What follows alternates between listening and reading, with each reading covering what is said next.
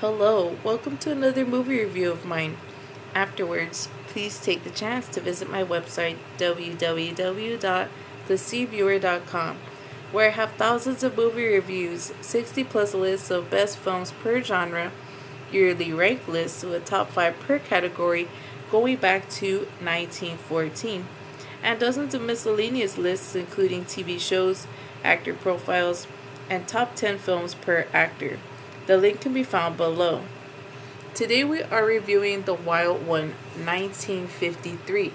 Gave this movie a rating of 8 and was viewed in 2006 and 2024. The Wild One is a cheesy picture that's responsible for starting the outlaw motorcycle gang craze.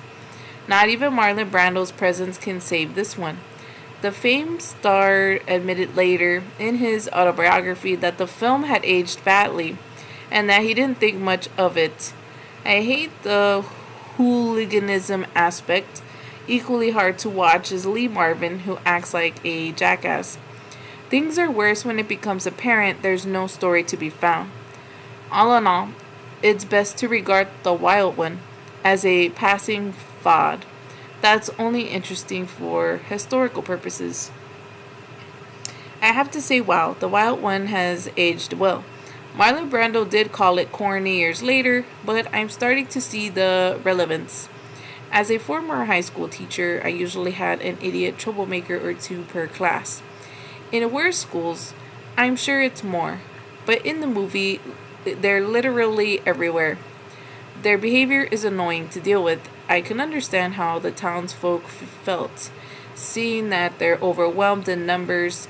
Some tried to play nice in the hopes of they would leave quietly without causing damage. At this point, I was going to say to call in the National Guard or the military, but crime had to be committed first.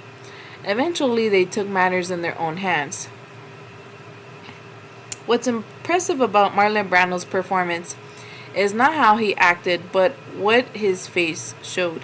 I can tell deep down there had been a series of incidents in the past that caused him to hate authority with passion. This is his quiet revenge. Somehow there's about 10 to 20% goodness in Johnny, but he won't yield to it. So he has to assert his leadership in front of the biker gang to protect his tough exterior.